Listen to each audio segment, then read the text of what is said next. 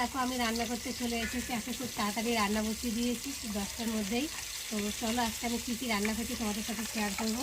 তো প্রথমে দেখো এই যে তেলাপিয়া মাছ জ্যান্ত ভাজি, আর এইদিকে সব কোটা বাটা করে নিয়েছি জ্যান্ত মাছ দিয়ে, জ্যান্ত মাছ দিয়ে আর সজনা ডাঁটা দিয়ে আর আলু দিয়ে করব। আর এখানটা এই যে মশলা করে সব রেডি করে নিয়েছি।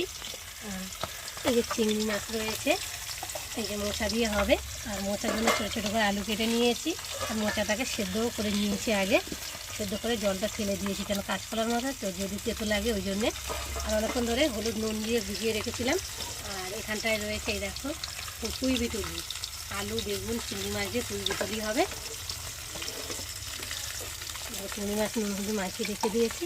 আর এখন ভাতটা আগে করিনি, ভাতটা লাস্টে করবো, তরকারিটাকে আগে করে নিচ্ছি। আর জ্যান্ত মাছ তো দেখো মাছগুলো যেন কেমন একটা প্যারা ব্যাটা হয়ে যাচ্ছে।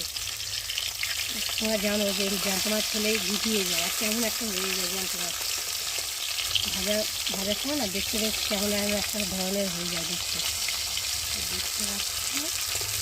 আর এই যে দু পিস রয়েছে পাতলা করে সজনা আলু দিয়ে ঝোল করবো। তো চলো তার আগে মাছগুলোকে আগে ভেজে নিই। দেখো আমার মাছগুলো ভাজা হয়ে গেছে, 3 পিস আগে ভেজে নিয়েছি, আর দুটো ছিল সেটাও ভাজা হয়ে গেছে। আর এখন আমি একে একে মাছগুলোকে তুলে নেব। দেখো, আর এবার কড়াতে তেল দেব।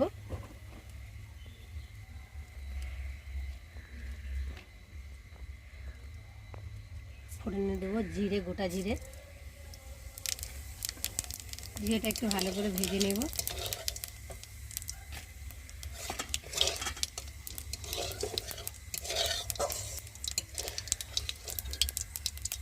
ভালো করে না ভাজে জিরেটা একটা কাঁচা গন্ধ থাকবে, তো জিরেটা ভালো করে ভেজে নিয়ে আর এখন আমি পেঁয়াজ দিয়ে দেবো, কটা কাঁচা লঙ্কা।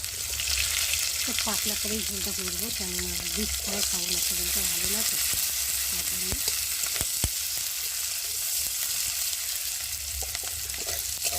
একটু ভালো করে ভেজে নিই, একটা ভালোভাবে ভাজা ভাজা হয়ে গেছে। আর এখন আমি এই যে কেটে রাখা সজনে ডাঁটা আর আলু দিয়ে ভালো করে কষিয়ে নেব।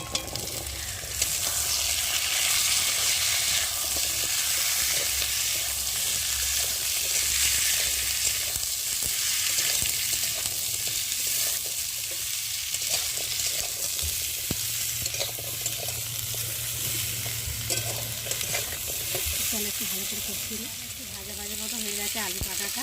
এখন আমি দিয়ে দেবো স্বাদ মতো নুন, হলুদ গুঁড়ো, দিয়ে দেবো একটা টমেটো,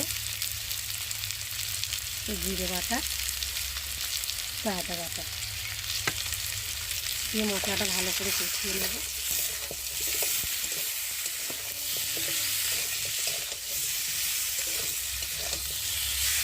একটু জিরে লঙ্কা দেবো না, কাঁচা লঙ্কা তরকারি খেয়ে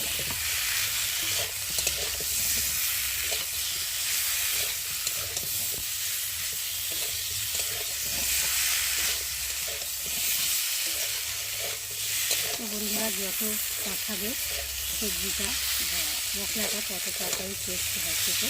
তো আমি একটু সময় নিয়ে একটু কষিয়ে নেবো, ততক্ষণ তোমরা দেখতে থাকো। আমার মশলা দিয়ে ভালো করে কষানো হয়ে গেছে, আর দেখতে পাচ্ছ মশলা থেকে তেলও ছেড়ে দিয়েছে, আর দারুণ একটা গন্ধও ছেড়েছে। আর দেখো কালারটা কেমন হয়েছে, কাঁচা লঙ্কার তরকারি তো একটু সাদা সাদা ভাব মতো হয়েছে।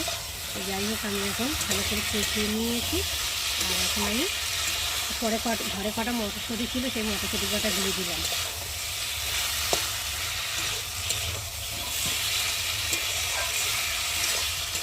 এবার আমি জল দিয়ে দেবো।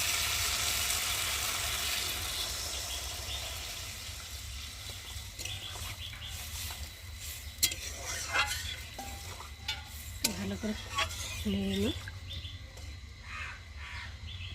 এবার ঢাকা দিয়ে দেবো, দিয়ে ভালো করে ঝোলটাকে ফুটিয়ে নেবো। ঝোলটা ফুটে গেছে আর ঝোলটা অনেকটাই শুকিয়ে গেছে, আর কালারটা দেখো কত সুন্দর হয়ে এসেছে, দেখতেও ভালো লাগছে। আর এখন আমি ভেজে রাখা মাছগুলো দিয়ে ভালো করে একটু ফুটিয়ে নেব।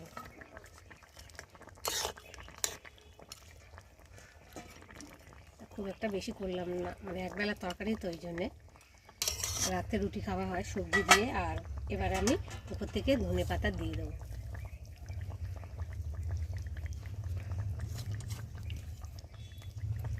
দিয়ে একটু ঢাকা দিয়ে ফুটিয়ে নিয়ে তারপর নামিয়ে নেব। তো চলো বন্ধুরা, দেখো আমার মাছের ঝোলের রেসিপি তৈরি হয়ে গেছে, আর আলুগুলোও সেদ্ধ হয়ে গেছে, ডাঁটাও সেদ্ধ হয়ে গেছে, আর এখন আমি নামিয়ে নেব। তো বন্ধুরা, তোমাদের মধ্যে কারা কারা ডাঁটা আলু দিয়ে জ্যান্ত মাছের ঝোল খেতে ভালোবাসো আমাকে কিন্তু অবশ্যই কমেন্ট করবে। আর দেখো আমার এখন হয়ে গেছে, আর আমি এখন নামিয়ে নেব।